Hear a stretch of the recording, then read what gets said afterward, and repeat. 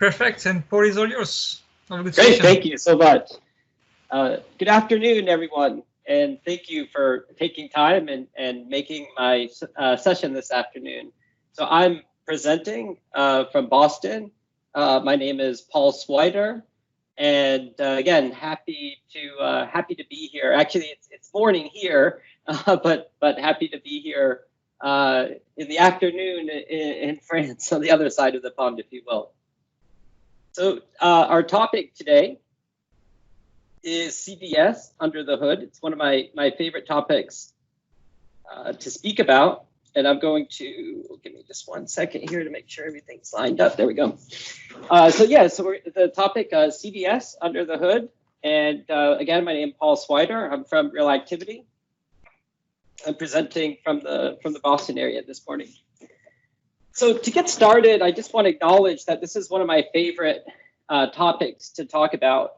It's interesting because what I found fascinating over the past 12 to 24 months is that we've had this new sort of evolution, if you will, of what's been labeled low code platforms. To be more specific, in the case of Power Platform, enterprise low code.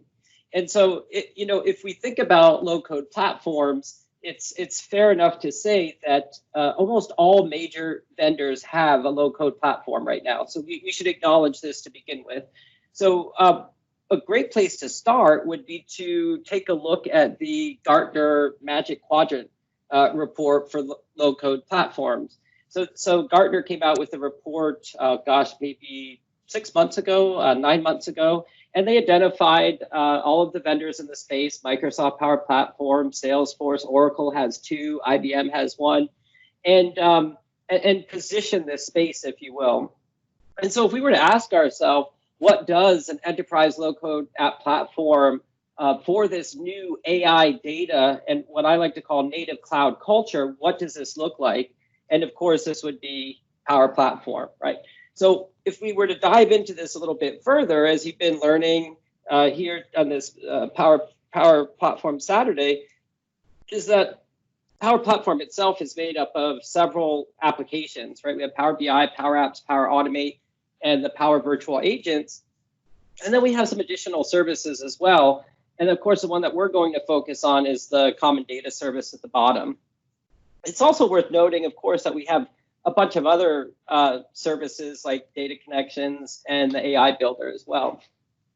So this is one of my favorite slides to start off the presentation with.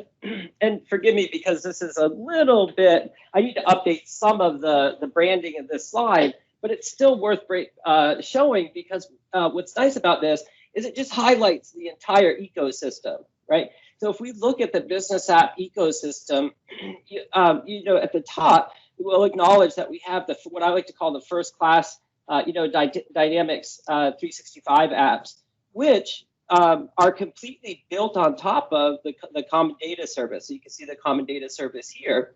And what's interesting, and this is what we'll be focusing on today, is the Common Data Service, and then also how that links into Power Platform, and no pun intended, LinkedIn, Office 365, and how this all sits on top of our Azure services. So if this slide allows us to drill down even further, I think it's worth starting down here at the very bottom. And so the Common Data Service sits on top of the Common Data Model. The Common Data Model, I think the best way to think about the Common Data Model is that you can think of it as sort of like a common, like a data dictionary, but for entities. And you can think of entities as sort of being like database tables. And I say sort of like database tables because technically they're not database tables. They're an abstraction from the database. Very much like if we look on this side of the screen over here, very much like in Microsoft 365 and SharePoint lists, for example, all of the data sits in the database, right? But what Microsoft 365 does with the list model is it abstracts that data from the database using the list model. And so on this side, if we were to look at the Power Platform and CDS and the Common Data Model, the fundamental difference is that the data still sits in a bunch of database tables, but we abstract the data from the database using an entity model. And so much like a SharePoint list can be thought of as sort of like a spreadsheet, you can think of the as the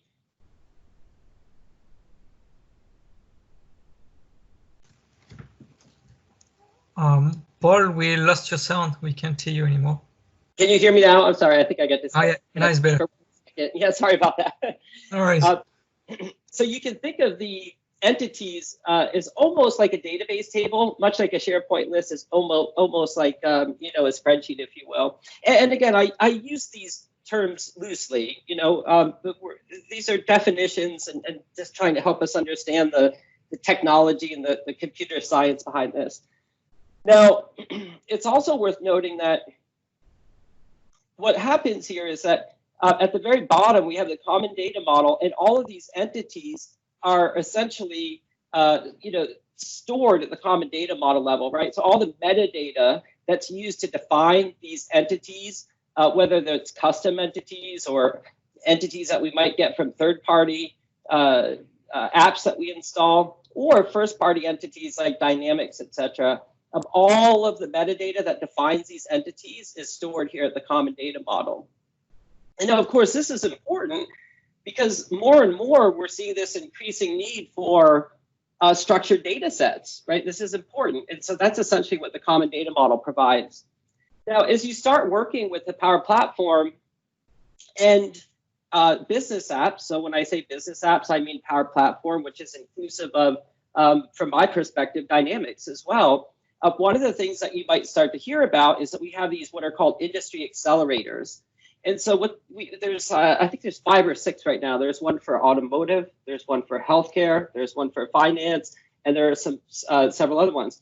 What happens is if we were to deploy these accelerators in our environment, it would actually install or add a bunch of additional entities here at the common data model layer.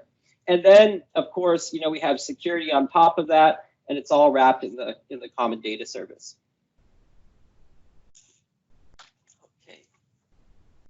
So one of the interesting things about the common data model that makes it so useful is that it can be shared across all of our apps.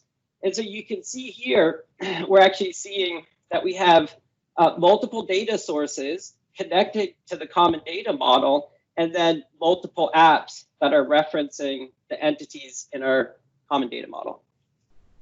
And of course, this is really great from a data perspective, because essentially what it does is it gives us, again, one place to access our data. So as we're in the midst of this data culture where we're seeing an explosion of analytics and you know, real-time streaming and reporting, you know, we look at things like Power BI and Azure, Synapse, etc. You know, as we're entering into this data culture, this common data model is very conducive, as it provides a very structured way to store and access our data. One of the recent announcements that happened, I think it was last week at Build, or perhaps a couple of weeks before that at the Business Application Summit, was that we can now query the common data service directly from Power BI. And so what's happening is, now that we have this common data model and we have the common data service, we can start to do things like connect direct query. And even from my perspective, one of the things I really like, just being more of a SQL Server and analytics person, is the ability to connect to the common data service using a T-SQL endpoint. So what's really nice about this is I can actually use the tools that I'm used to if I'm a database person, for example, SQL Server Management Studio, and I can actually open up CDS directly inside Management Studio. And so you can see here, we actually have the environment open, and it's using the Object Explorer here on the left. You can see it lists out the tables, and then it's actually referring to the entities in Management Studio actually look like actual database tables. And what's really cool is you can actually use SQL to then go ahead and query the underlying tables. So it's certainly a very impressive tool set. So I think another new feature for the common data model, again, this was just announced in the past couple of weeks, is that we have the ability to connect our common data model and CDS, essentially CDS, to Azure Data Lake Storage Gen 2. So this is extremely useful, especially in larger organizations where you're looking at using something like Azure Synapse for analytics and for machine learning, right? So Azure Synapse is a new product that was announced in the past couple of weeks as well. And essentially, Azure Synapse is the combination of SQL Server, serverless, Databricks, and SQL Server analytics services. Imagine all that combined into one platform, the new Azure Synapse Analytics. And Azure Synapse Analytics sits right on top of Azure Data Lake Storage 2.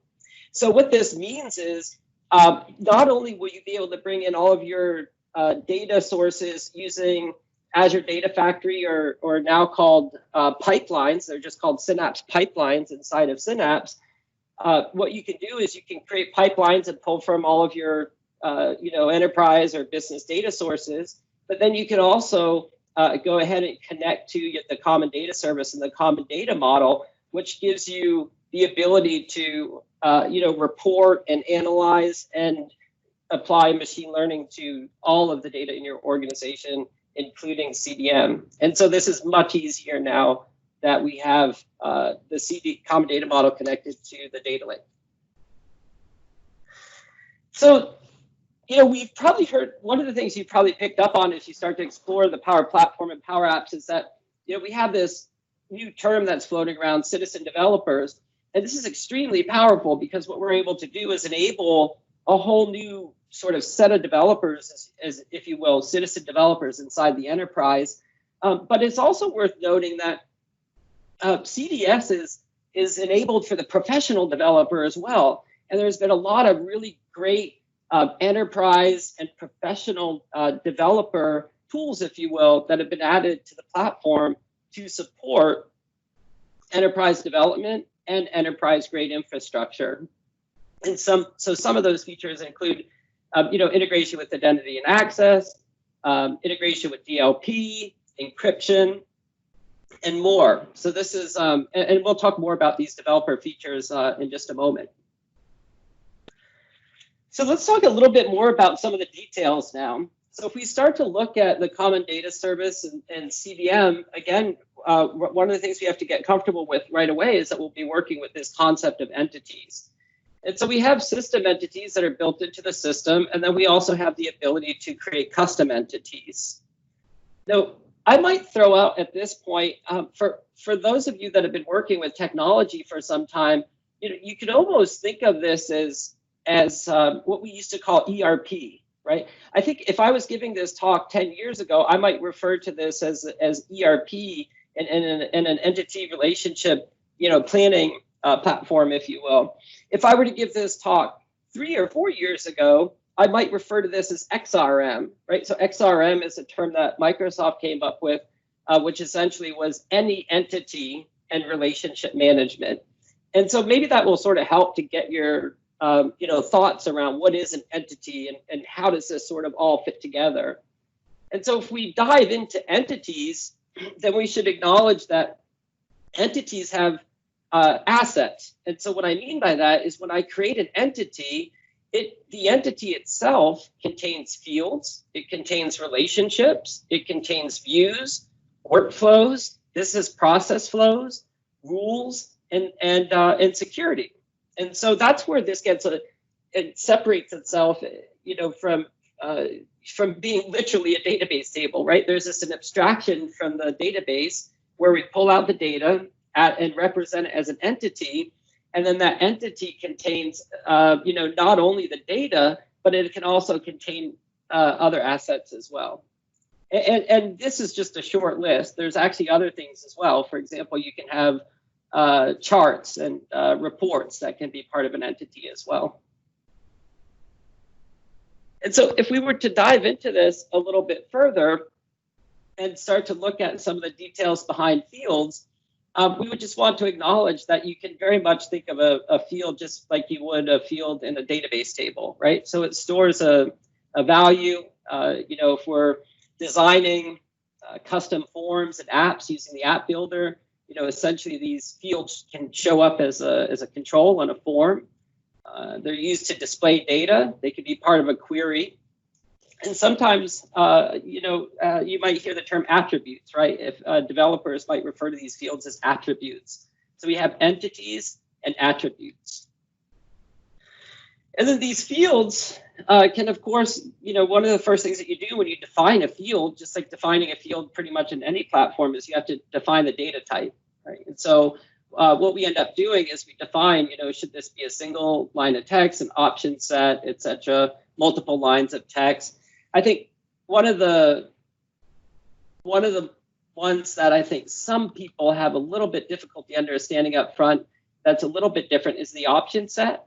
And so you can think of an option set is very much like a drop-down list. It's essentially a field that will contain multiple values that the user can select from. So what's interesting is that these entities, again, they can also contain business process flows, and business process flows can actually call flows from Power Automate. And so these can actually get pretty sophisticated here. You can see I actually pulled one out.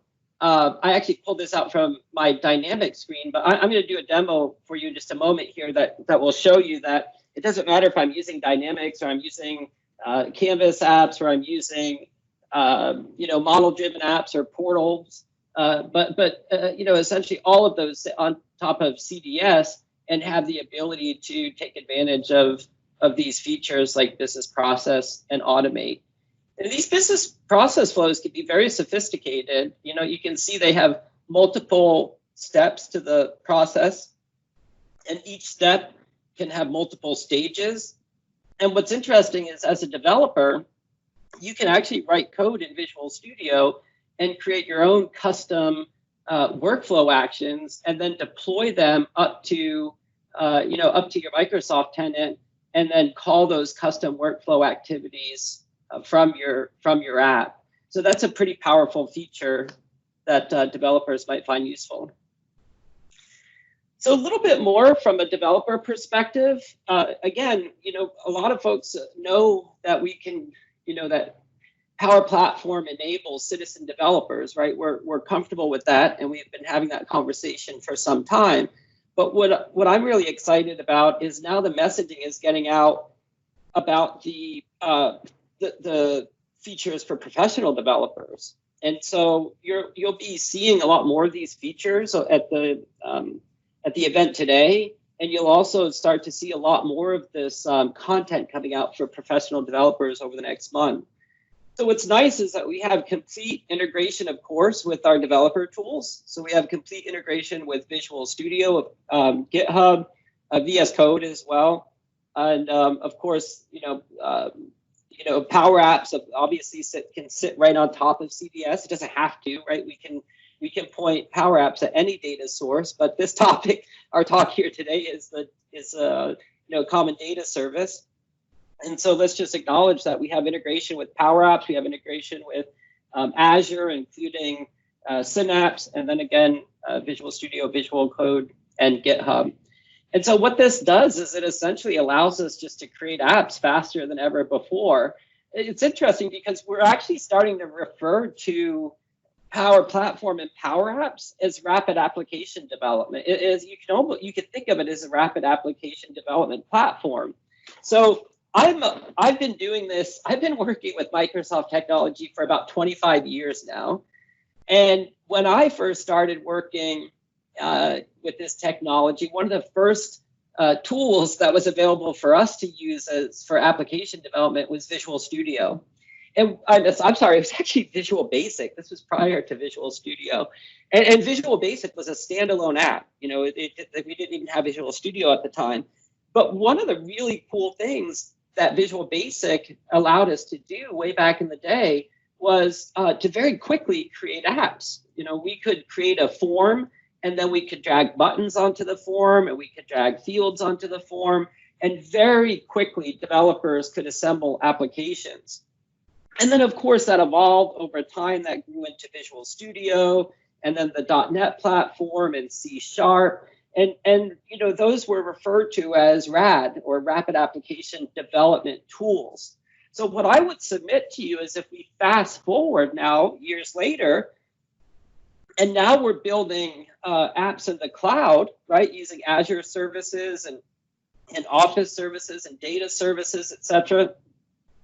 I would submit to you that now Power Apps and CDS, I guess I might say Power Apps provides the rapid application development environment, and Power Apps sits on top of all of the services, including, obviously CDS, which is our focus today.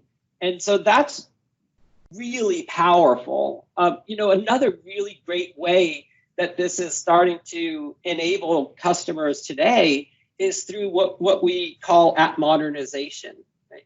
So think about it this way. Over the past few years, several years, customers have been moving and migrating to the cloud, right? And so a lot of these customers, maybe they'll start doing lift and shift, where they'll take some of their applications, they'll literally sort of lift them and shift them to the cloud, right? They do this using IaaS, infrastructure as a service. And what happens is, once those apps get up to the cloud, then they start to look and explore ways that they can actually start to modernize, if you will, modernize these applications. And I think one of the beautiful things about Power Apps and CDS is that it allows you to very quickly modernize your legacy apps that you're moving up to the cloud. So, again, don't think of Power Apps and CDS as only a tool that you can use to create new apps, because, again, it's very powerful from the perspective of app modernization. And again, this is enterprise grade, right? So one of my favorite new features, I'm sorry if I keep saying my favorite new feature over and over, but I have so many of these new developer features are favorites of mine. But is what I'm getting at here is API management.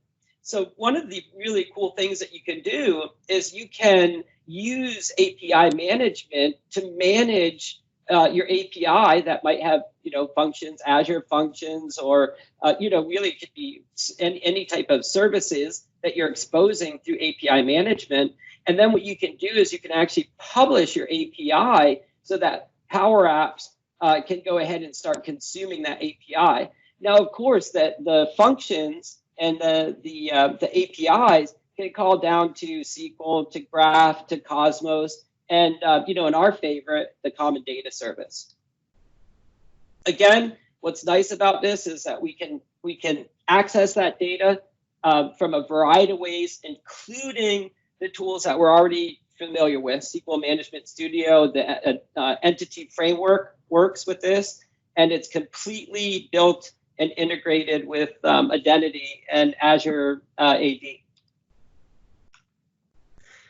Okay, so now I'd like to talk a little bit more about how we can customize and extend CDS, if you will. And so I'd like to start by just acknowledging there's, at the platform level, when we're looking at CDS itself, there's three different categories. Is the way I think of it. We have configure, customize, and extend, right? And so the configure piece of this happens when we're inside Power Apps and we're configuring our environment, right? So we go into our Power Apps environment, we can see all of our entities, we can configure security for those entities, we can do stuff like configure email integration, SharePoint integration, etc. Right? And then what we can do is, once we have the environment configured, so CDS starts with an environment, you create an environment, that's where your entities are stored. Once we have the environment configured, then we can go ahead and start customizing it. And so we customize the environment by making schema changes, i.e. we can create new entities, add new columns, and then start to play with some of the other assets that are included in the entities. For example, entities have the ability to have forms. They have the ability to have visualizations like charts and views, etc. And so, what we can do is go ahead and start to build out some of those assets around our entities. Now, one of the most important pieces to CVS, and for that matter, Power Platform, is once we start creating enterprise apps, is solutions. And the reason for that is solutions are essentially the vehicle that we use to deploy our changes. So another way to think of this is you can almost think of the solution as providing the ability to install your apps and your assets. So imagine the scenario where you're creating an app and you want to have the ability to test it and move it between dev, test, and prod. The way that we do this is that we put all of our assets into a solution, and then we deploy that solution across multiple environments. So it's a pretty advanced concept once you start getting into the enterprise development capabilities of the Power Platform. Another way to think about this is solutions equals DevOps. Like without solutions, you don't have the ability to do anything related to DevOps with CVS. If you're interested in creating pipelines and automating the software build process for your Power Apps that sit on top of CVS, and then you want to deploy those assets using your pipelines, etc. Let's say, for example, Azure automation and repos, etc. You have to have solutions. There's no other way to do it without the solutions. And processes, essentially, this is referring to the business process flows, which can trigger Power Automates, etc. Those are also contained in entities and fall under the category of customize. So then once we start customizing the system, the platform, we can also start extending it as well. And so there's several ways that we can extend it. We do have the ability to do some client-side scripting. This is, I think I really should update this because I think one of the new things that's been announced in the past, 6 or 8 months is the ability to use the component framework, right? So we have the Power Apps component framework, and essentially that allows us to extend the UI as well. And it's just a better way to, to handle client-side scripting, if you will. And so for folks that have been working, in Dynamics for some time, or you've been working in Power Platform for some time, what I'm referring to here is web resources. But as we know, the component framework replaces that capability, right? It's just a much better option for creating code and sharing code across our apps. So we can also extend by customizing the navigation for our app. And then this is an extremely powerful feature as well. A lot of folks aren't aware of this, but we can actually create plugins for CVS. So in order to create a plugin or a custom workflow activity, these look sort of the same. And what I mean by that is you have to use Visual Studio to create these. So the first thing to note about them is that you need to use Visual Studio. And then the second thing to note is that the quickest way to get started is to actually download and use the SDK. So there's actually an SDK that you can use that has templates for plugins and for the custom workflow activities.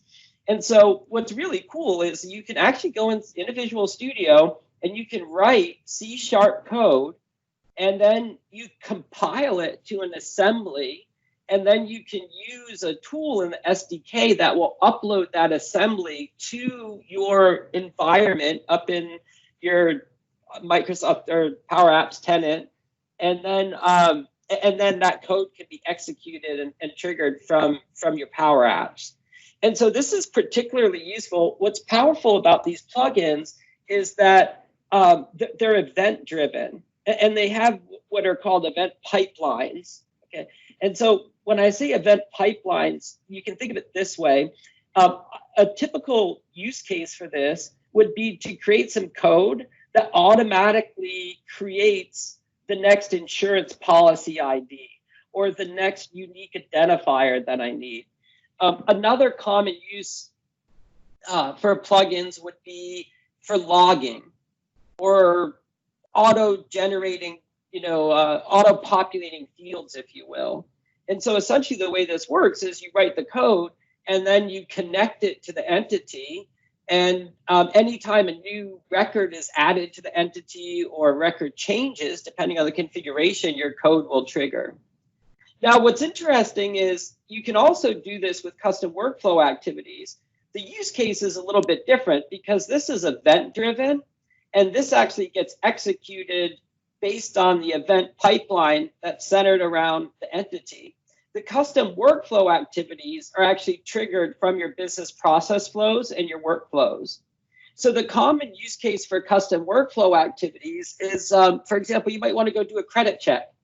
Anytime you add a new customer to an entity, you might want to go out and check their credit and then pull back some data into the entity. And so that would be a great use case for the common workflow, the custom workflow activity. Both of these are created the same way.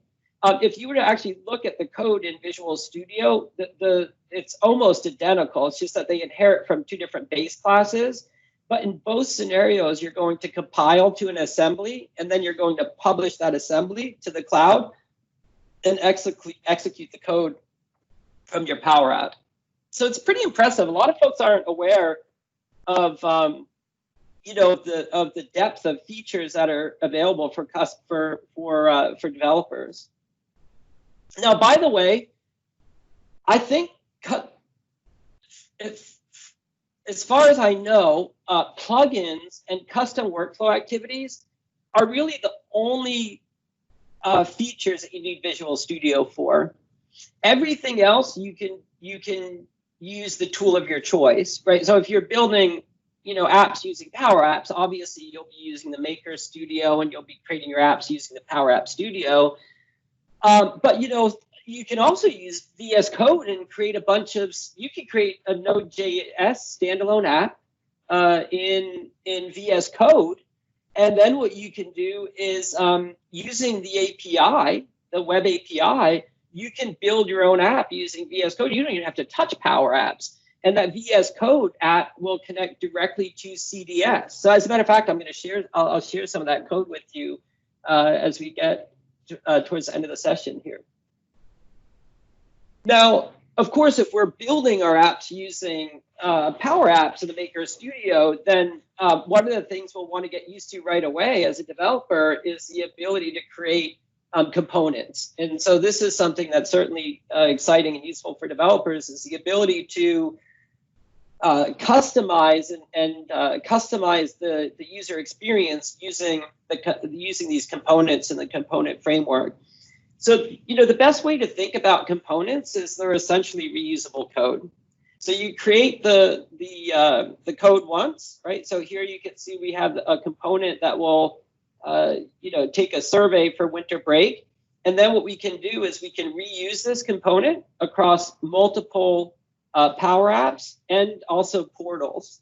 And so this is really great. It gives us the ability to reuse code. That's the power here. I would say today, the most powerful features for developers would be the component framework and solutions. Because again, remember, solutions equals DevOps. If we're interested in packaging our application or packaging our Power Apps and our assets as an application, and then deploying that into test, dev, prod, we have to use solutions. There's no way around it. I know that, there's lots of other reasons to use solutions. You've probably watched videos and seen people do presentations about, how we can use solutions to, for security is another great use case, right? But the reality is, if we're a professional developer and we want to engage in DevOps with our Power Apps and our assets, we need to have solutions. Now, I just want to give you a heads up, because one of the biggest mistakes I see people make when they first get started with CDS and Power Apps and solutions is that, well, first of all, they skip the solution part and they just go ahead and they start customizing the base system, which is sort of a no-no. You know, what you want to do is you want to create a solution first and then add all of your assets to the solution. But even before that, this is really important. It's probably difficult to see this, but this is called publisher. And one of the very first things that you should do before you change anything or create any apps and Power Apps using CDS, you know, we're talking about CDS now, not Canvas apps. But one of the very first, but I would also submit this is important for Canvas apps as well, especially if you're deploying them in your enterprise. What you need to do is you need to create a publisher. And so I like to say that the publisher is how I formally, or how you formally identify yourself with the system. So for example, when you create a publisher I could create a publisher for myself personally, Paul Swider, or I might create one for my team, the IS department, you know, the finance department, etc. It's different, you know, depending on how your organization is structured, you might want to create a publisher as an individual person or your team. And what this allows you to do is also provide a prefix, a 3-character prefix that will be used to prefix all of the assets that you create as you're adding them to the solution. So the first step, if you're going to be doing professional development on top of CDS, is create your publisher.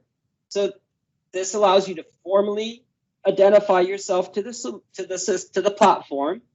And then once you create your publisher, the very next thing you should do is create a solution.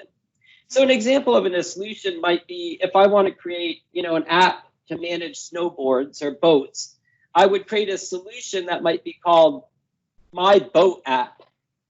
And the publisher might be my name, right? Paul Swider. There's a display name and a name for the solution. And then once we have the solution created, then what we can do is we can go ahead and add assets to the solution. So we can add an existing app, dashboard, entities, flows, now called automate, reports. Here's the component library, any connections, right? Option sets, security roles, web resources. This is our scripting capability. And we go ahead and we add those assets to the solution. Now, once we do that, now what we can do is we can make use of things like Azure DevOps pipelines, and we can build a pipeline that says, you know, take this solution and go ahead and deploy it to our test environment. And you know, of course, as you know, with DevOps, we can get very sophisticated in our automation of deploying code. So this is, again, extremely important as a professional development, this capability of solutions, DevOps, and publishers. Okay, so we also have multiple ways that we can access data in CDS. I want you to ignore this side over here. I use this slide both for Power Platform and for Dynamics. But what we're talking about right now is what I wanted to call out is the Web API. Technically, both of these are enabled in CDS. Both of these are available to you. But the Web API is the REST OData implementation of services. It sits right on top of CDS. And essentially, it allows you as a developer to create external apps or services that accesses the CDS entities. Okay. So you can use any REST library. And what's really cool is that it supports OData. So it's very easy to query and use the data, you know, that are stored in our entities.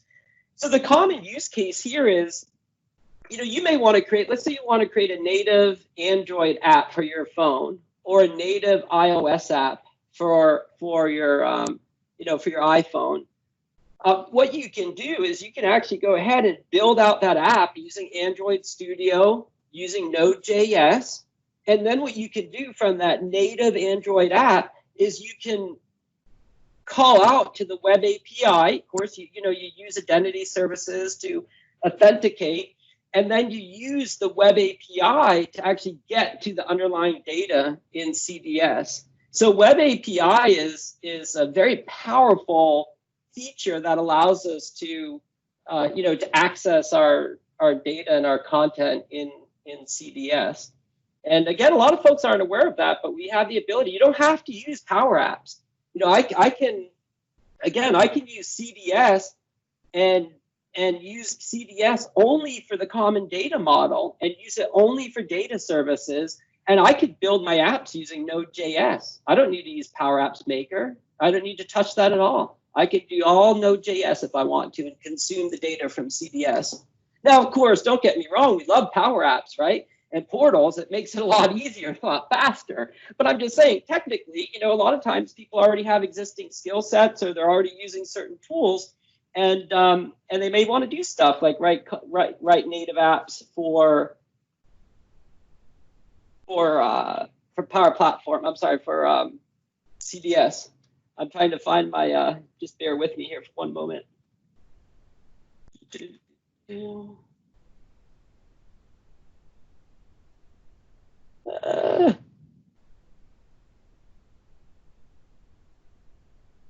I had a.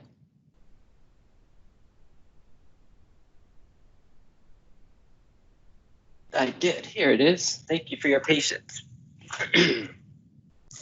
Okay, so I just want to walk through some demo stuff now that we've seen enough PowerPoint slides, I think. I don't know if you want to do, but I've got two questions. So I don't know if you want to do it at the end or before the demo. Oh, I would love to. I feel like I've been talking a lot, so it would be great to answer some questions. No worries. Our first question is CDS going to stay your premium content on Power Platform? Is CDS going to stay what? Premium? Premium.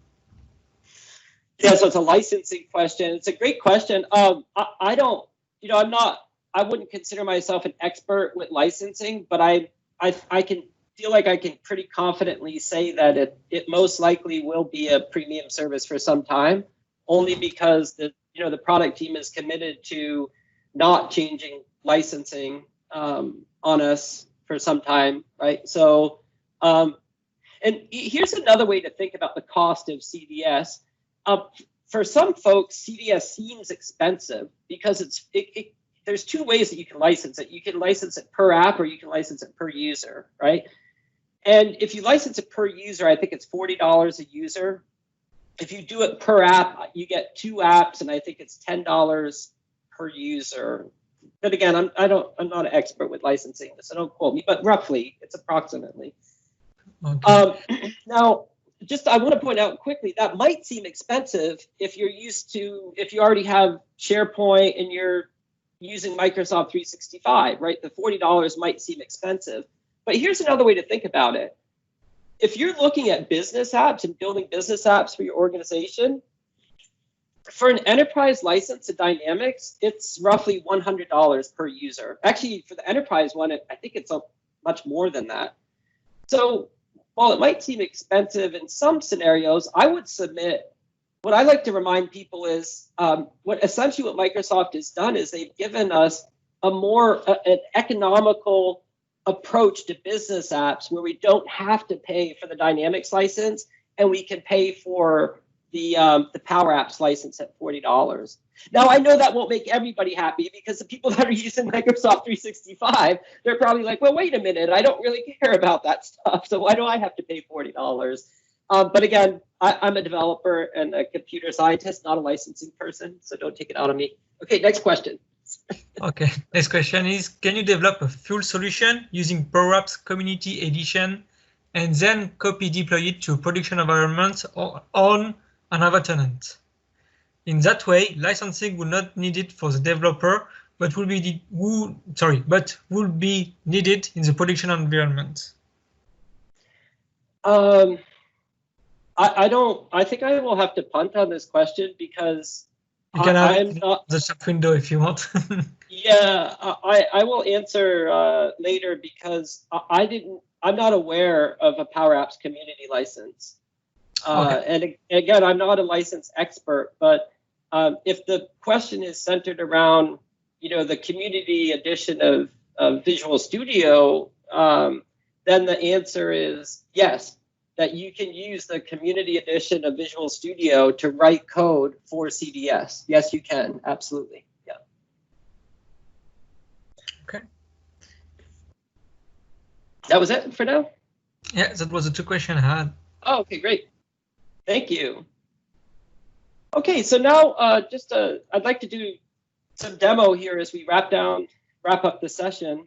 And one of the things I'd like to start off showing you is that, again, if we look at CDS and Power Apps, it all starts here, right? So if we want to start working with CDS, the first thing we're going to do is we're going to log into Office, and then from there we're going to click on Power Apps. And from Power Apps, you can start to see CDS here because I can see the entities, the option sets, the data flows. These are the assets that I was talking about in my PowerPoint slide. But now what I want you to note here is you see up here in the upper right-hand corner, I have this environment screen, and I can click and select multiple environments. And you see how I've got my dev environment, my prod environment, my personal environment. So these are the environments that I might use to deploy my app to. Remember, I was talking about using solutions to deploy your app to test, dev, prod, right? Now, what's interesting is if I go to my Microsoft 365 admin centers and I click on Dynamics, notice that it's actually going to bring me to the Power Platform Admin Center, and I can see those same environments here. As a matter of fact, two of these environments are actually Dynamics environments, and two of these environments are Power Apps environments, CDS environments. Now, they're all CDS, right? We can think of all of these as CDS. It doesn't matter if Dynamics is using them or Power Platform is using them.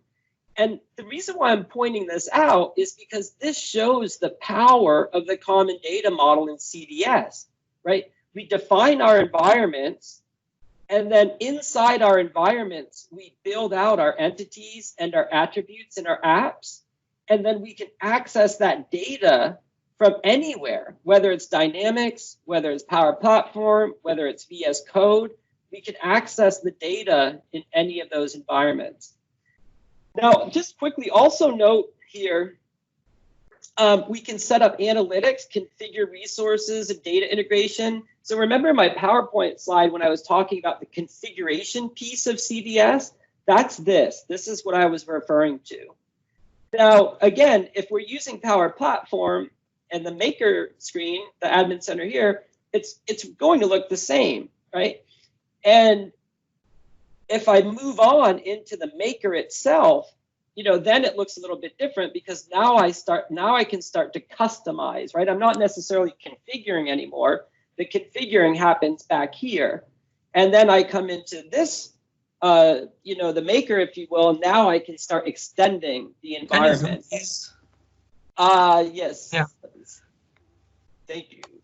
You're welcome. I forget, sometimes I have this very big monitor here. No worries.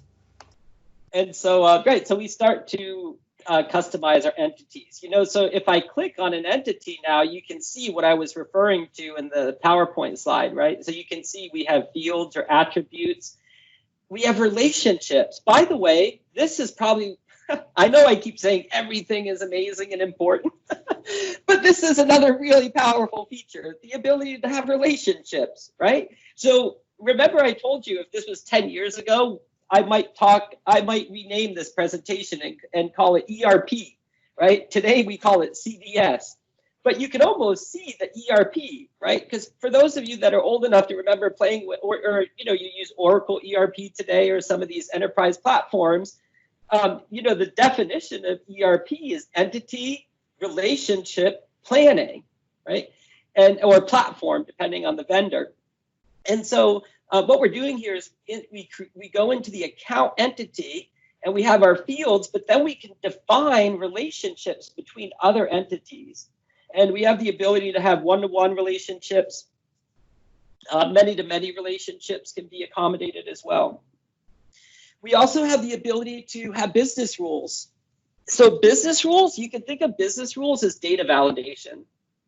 So if we wanted to validate data every time somebody adds a new record into an entity, we would do that by implementing a business rule. We also have views. So, you know, much like a SharePoint list can have multiple views of the data, an entity in CDS can have multiple views of the data as well. So you can think of views here very much like views in a SharePoint list. Forms, so we have the ability to have multiple forms, right, associated with the entity as well. And then any dashboards, charts, keys, data, etc. Now look at this, really cool, huh? Connect right to the data lake. What this gives us the ability to do is to start to, we can manually do an export, but we can also set up pipelines and have this data exported out to Azure Data Lake Gen 2 so that we can use stuff like Synapse Analytics to do, you know, analytics and machine learning on top of that. And then, of course, you know, we have the AI builder and then settings that are specific to the entity. So that's sort of a, you know, what the entities look like. Hopefully that helps a little bit and it gives you an overview.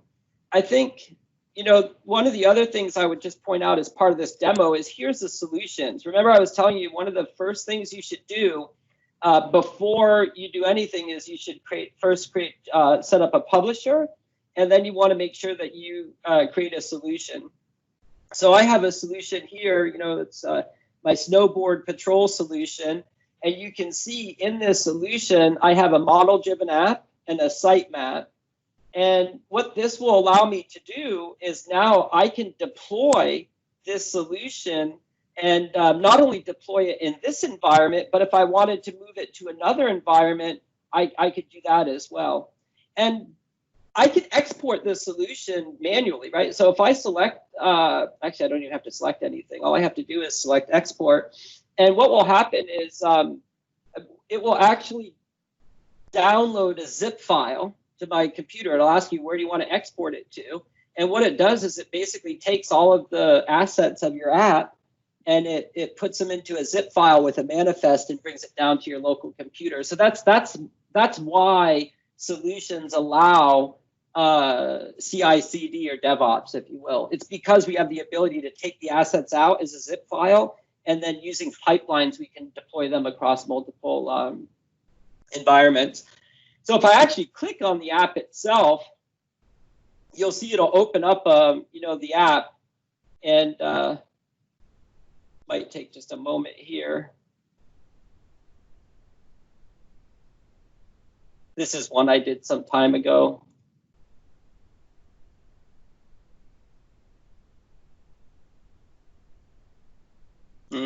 While that's waiting, we'll I'll go on with the demo, and when I see it start to, there it is. So now you can see this. This is the model-driven app in the app builder, and you can see the you know, the entity view, any dashboards that I might have. This is the site map that allows my you know, navigation for the app. And what's interesting is for those of you that have been working with Dynamics, this should look very familiar, right? It's, you know, essentially Power Platform and CDS is the convergence of Canvas and Dynamics, right? Is one way to think of it. And so for those of you that are already familiar with Dynamics and this looks familiar to you, you're absolutely right. This is the same app designer that you would use in Dynamics. And it's also the same app builder or designer that you would use when you're creating a model-driven app in CDS. So now, I think one more thing I would like to show you. I've got 5 minutes left. I want to leave just a couple minutes for questions. I think portals are a really great way to show off CDS because portals sit right on top of the common data service. That's sort of what is unique about portals, right? So if we go into Power Apps, you can create 3 types of apps. You can create a Canvas app from blank, and this is essentially just a blank screen, right? You can, and the nice thing about this is you can point it at anything, right? I can I can create Canvas apps and point them at Salesforce, and I can extend my Salesforce platform using Power Apps. All I need is the $40 license, and you can build apps on top of Salesforce. That's totally cool to do. Or you can create a model-driven app, right? Model-driven is CDS. I like to think of model-driven as like the old school, it's Dynamics, right? It's the model-driven CDS apps. That's the middle one. And then the third option is portal. If you create a portal, the portal sits right on top of the CDS CDS Common Data Service. So now, one good way to look at this is if I go into the portal management app. Let me zoom again. If I go into the portal app, you'll see here on the left, I have websites, page templates, redirect site markers, all this stuff. All of this is stored in CDS. Everything about a portal is stored in the Common Data Service. Everything. When you create a portal app, it literally sits right on top of the Common Data Service. And so if you go and you click on websites, I've got a starter portal here.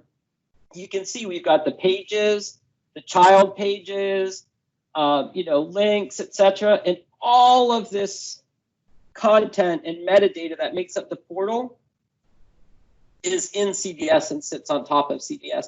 This is actually one of the things that I love about portals, is I believe that what makes portals so powerful is that they're very secure and they're very structured, because everything that makes up a portal is sitting in an entity that can be secured and controlled and is very structured in the Common Data Service. Okay, so I'm running out of time, so I'm going to start to wrap this up now. I think what I will do is come back up here and just do a quick review to end this. So I'm just going to, I gotta switch these around. So to conclude, remember, it all starts with the common data model. This is where we define our entities. This is where the out-of-the-box entities exist, and we can create our own custom entities. ISV entities might exist here as well. The common data model sits underneath, or maybe a better way to say this is the Common Data Service sits on top of the common data model. And so the Common Data Service is what allows us to access all of the data in the common data model and all of the assets in our entities. We, as developers, can use Visual Studio, VS Code, or Visual Studio, and we can use professional developer services like plugins, C#, JavaScript, Node.js, and we can access the data and assets that are stored here using the Web API, and we can also access it using Dynamics. We can access it using Power Apps Maker, Web API I already mentioned, and that allows us to extend the data out, if you will. And one more. Let's remember. Sorry, close your eyes for a minute. Let's just remember that now we have these professional developer features, right? So we can build enterprise capable apps using Azure services, Power Platform, Power Apps, Dynamics, Node.js, whatever we want, consume whatever Azure services we want, and then consume whatever data services we want. All of this can be wrapped around DevOps. We use solutions for that, and we can pick the tool of our choice to write code. So with that, I will conclude my session, and I will take any questions that you might have.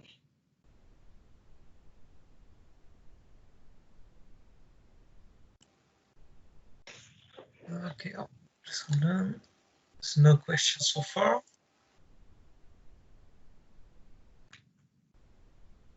Oh yeah, one. Someone is asking, why is your Windows bar upside down? That's a great question. you know, when Windows 95 first came out, I remember that. I'm that old. And they first came out with the start button at the bottom of the screen. The very first thing that I did was I took the start bar and I put it up at the top. And I just thought that was the coolest thing ever. This was way before Macs were cool, and, you know, the MacBook Pro had the bar at the top. And so ever since that time, back in 1995 with Windows 95 and Bill Gates and the Rolling Stones did the Start Me Up song, ever since that day, I've always had my start bar on the top. That's why it's on the top. But thank you for asking. Nobody's ever asked me that. Okay, I've got another question. Someone is asking if you agree that the cost of a premium license is a barrier to use the CDS. Well, I think all software should be free. So that's a trick question. I mean, I'm an open source person. I mean, if I had it my way, everything would be free. But, you know, don't get me started on licensing. I'm sorry, it costs money. I don't know. I'm sure it's a barrier. Absolutely. Yeah. Okay. For some people. Yeah, don't have any question left. So I guess that's it. That's it. Thanks a lot. That was very interesting. Great. And thank you. I know I spoke quickly. I had my first cup of the morning. Remember, it's 8 a.m. here, and I had a lot of content. But thank you for staying. I see everybody stayed for the session, and I hope you found some good value. So cheers. Cheers from Boston. Thank you, everybody. Stay healthy and stay well. Cheers. Thanks a lot.